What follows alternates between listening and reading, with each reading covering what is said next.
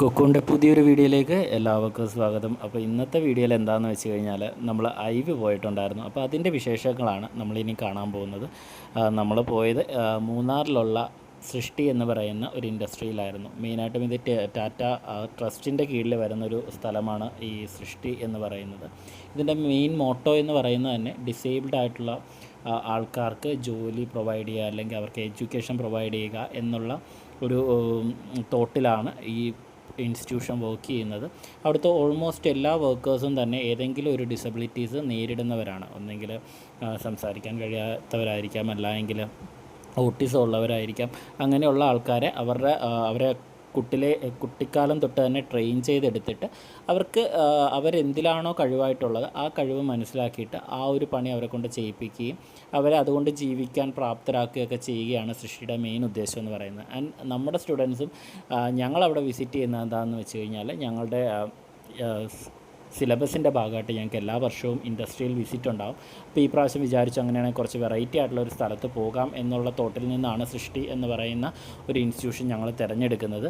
And ഇവിടെ ഞങ്ങൾക്ക് കാണാൻ ഉണ്ടായിരുന്നതെന്ന് വെച്ച് കഴിഞ്ഞാൽ, അവിടെ നാച്ചുറൽ ഡൈയിങ് സ്റ്റുഡിയോസ് ആയിരുന്നു ഉണ്ടായിരുന്നത്. നോർമലി നമ്മൾ ക്ലാസ്സുകളിൽ പഠിക്കുന്നതിനെക്കാട്ടിലും കുറച്ചുകൂടി ഒരു അഡ്വാൻസ്ഡ് വേർഷൻസ് അല്ലെങ്കിൽ ഒരു സീരിയസ് വേർഷൻസ് നമുക്കവിടെ കണ്ടെത്താൻ സാധിച്ചിട്ടുണ്ട്. അവിടെ ഓരോ ഹാൻഡ് പ്രോഡക്റ്റ് വെച്ചിട്ട്, അതായത് നമ്മുടെ ഹാൻഡായി ഉപയോഗിച്ചിട്ട് നമ്മൾ ചെയ്തിരിക്കുന്ന പ്രോഡക്റ്റ് കണ്ടു കഴിഞ്ഞാൽ എക്സ്ട്രീംലി ടാലൻറ്റഡ് ആയിട്ടുള്ള ആൾക്കാർ ചെയ്തിട്ടുള്ളതാണ് എന്ന് മാത്രമേ നമുക്ക് പറയാൻ പറ്റുള്ളൂ. അത്രയും ഒരു ആർട്ടിസൻസും എല്ലാം ഒത്തുചേർന്ന പ്രോഡക്റ്റാണ് നമ്മളവിടെ കണ്ടിരുന്നത്. ആൻഡ് ഡൈയിങ് മാത്രമല്ലായിരുന്നു അവർ ചെയ്തിരുന്ന, പേപ്പർ സ്റ്റുഡിയോസ് ഉണ്ടായിരുന്നു.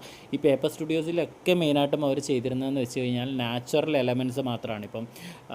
ഇപ്പം എലിഫൻറ്റിൻ്റെ ഡമ്പുണ്ടാവും, ഇല്ല എങ്കിൽ ഈ പറഞ്ഞ തേയിലയുടെ എക്സ്ട്രാക്റ്റ് ഉണ്ടാവും, തേയില മട്ടുണ്ടാവും.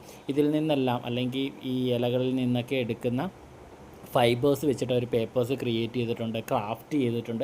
ആൻഡ് ഇതെല്ലാം നമ്മളുടെ സ്റ്റുഡൻസിന് കുറച്ചുകൂടി ഒരു പുതിയൊരു അറിവായിരുന്നു. ഇങ്ങനെയൊക്കെ നമുക്ക് ചെയ്യാൻ പറ്റും, ഇത്രയും വാസ്റ്റായിട്ടുള്ള കാര്യങ്ങളുണ്ടെന്ന്. ആൻഡ് ഇതൊന്നും നമുക്ക് മനസ്സിലാവില്ല ഈ ഒരു സാധനം വെച്ചിട്ടാണ്, അല്ലെങ്കിൽ ഈ ഒരു എലമെൻറ്റ്സ് വെച്ചിട്ടാണ് അവർ പ്രോഡക്റ്റ് ക്രിയേറ്റ് ചെയ്തിരിക്കുന്നതെന്ന്.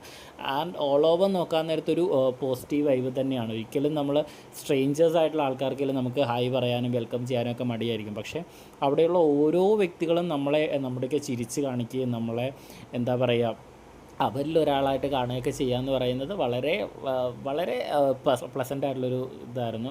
എന്താ പറയുക, ഒരു സറൗണ്ടിങ്സ് ആയിരുന്നു. ഞങ്ങൾ ഒരുപാട് നേരം ഒന്നും അവിടെ ചിലവഴിക്കാൻ ഞങ്ങൾക്ക് പറ്റിയിട്ടുണ്ടായിരുന്നില്ല. ഒരു 2 hours ഞങ്ങൾക്ക് വിസിറ്റ് അലൗ ചെയ്തിരുന്നത്.